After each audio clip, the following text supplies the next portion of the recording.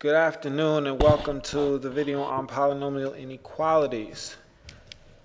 First things first, let's talk about positive and negative products.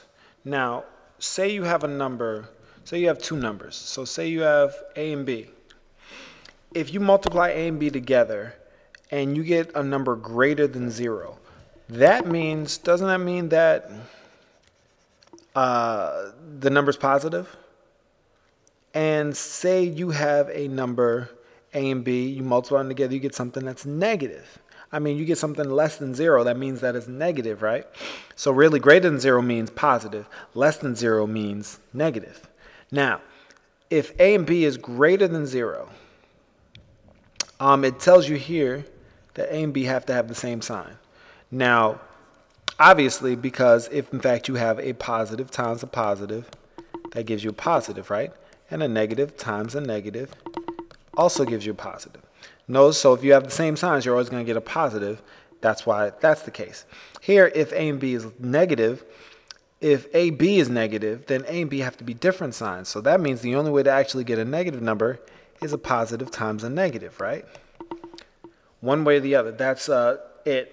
So we want to use those facts to actually solve polynomial inequalities. First thing you should know about polynomial inequalities is that they are just like polynomial equations, where on one side you have a polynomial, on the other side you have 0. Now, let's look at it real quick from this case right here. Well, actually, let me get a little bit more space so we can all see. All right, full page. There we go. Now, here, if in fact we keep on looking, on one side we have this polynomial, and on the other side we have 0, right? Factor that, you're going to get x plus 2, x minus 3 is greater than 0. Now, based on this, we know that because our inequality is greater than 0, will give us greater than 0, it means that it's this polynomial that's highlighted is positive. So what does that mean about these signs? So really, just imagine this was A, and imagine this was B. What it tells me is that since that's positive, is that these two things have to have the same sign, right? So that means that this has to have the same sign as that. Now, in order to have the same sign, either that means that they're both positive or they're both negative. We actually have to look at both instances. Here, if they're both positive, if in fact they're both positive, then that means that x plus 2 is greater than 0 and x minus 3 is greater than 0.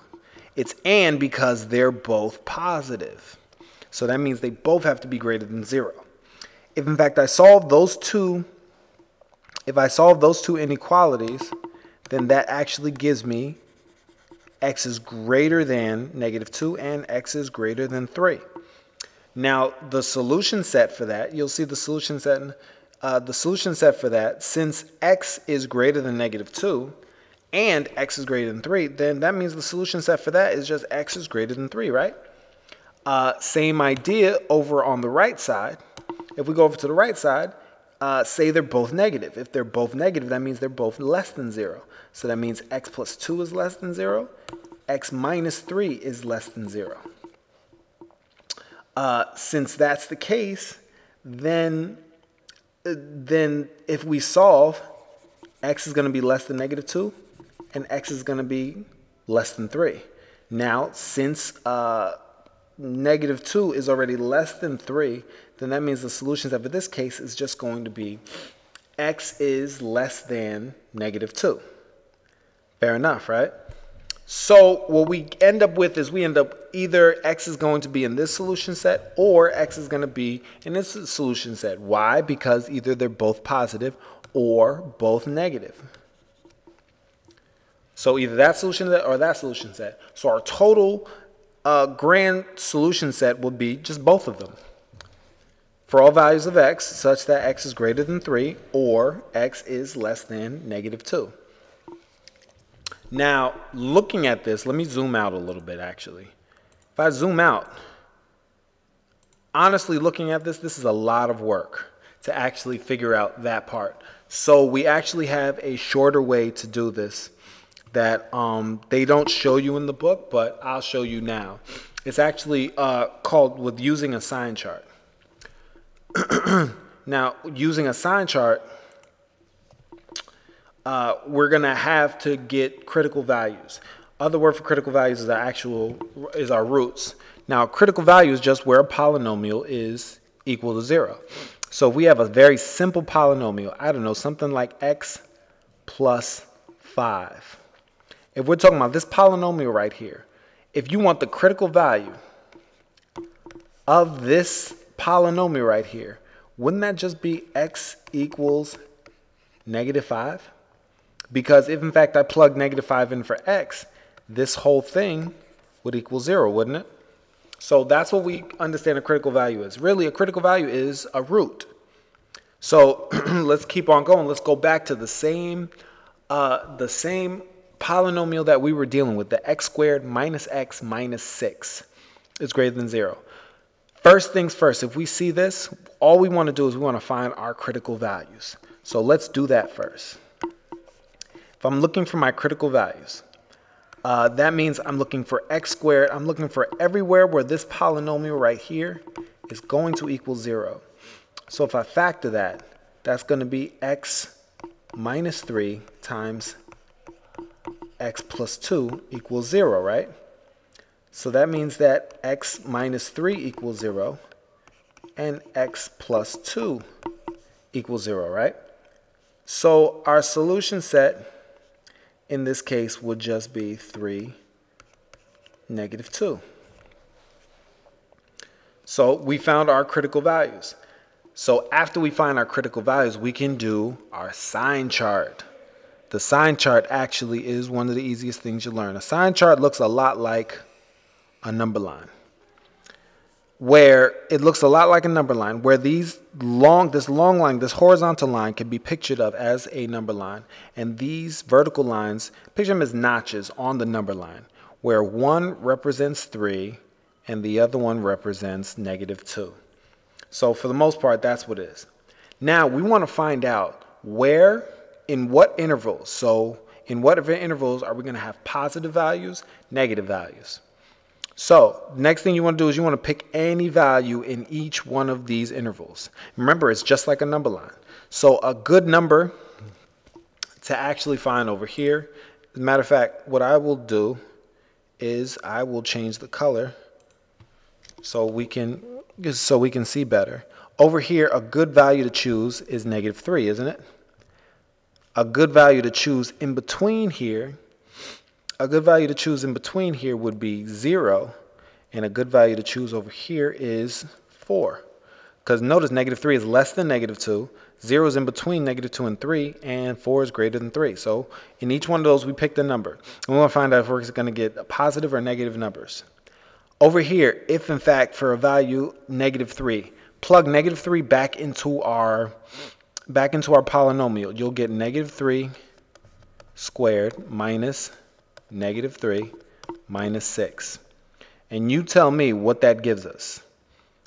Here that gives us a 9 plus 3 minus 6. And regardless, we don't care what the answer was. We just need to know if it's negative or positive. And looking at it, this is going to give us a positive number. Fair enough, right?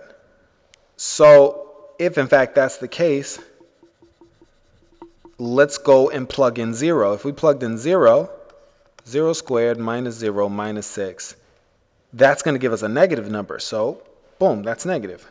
Now let's plug in 4. If we plugged in 4, nope, that's the wrong one. There we go.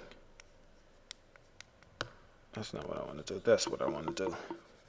If we plugged in 4, let's see what that will give us. You're talking about 4 squared minus 4 minus 6.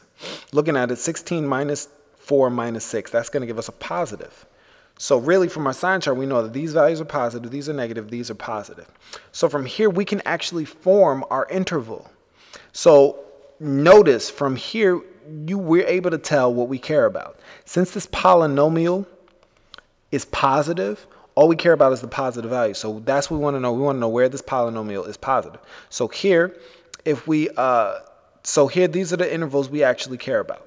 So we know that it is positive when it's less than -2, and we know that it's positive when x is greater than 3. So with those values, we know that our interval where we'll get those positive values is for all values of x such that x is less than -2 and, well, I'll say or x is greater than 3. Now, if in fact we are going to graph that, it's going to look a lot like our sign chart, where we can put 3 right here, and we can put -2 here. And the things that we care about, since it's plus, negative, plus, and all we care about is the plus, we have a circle going that way, circle going that way. Looks a lot like this. Just imagine if in fact this was a number line. Looks a lot like going this way and going that way.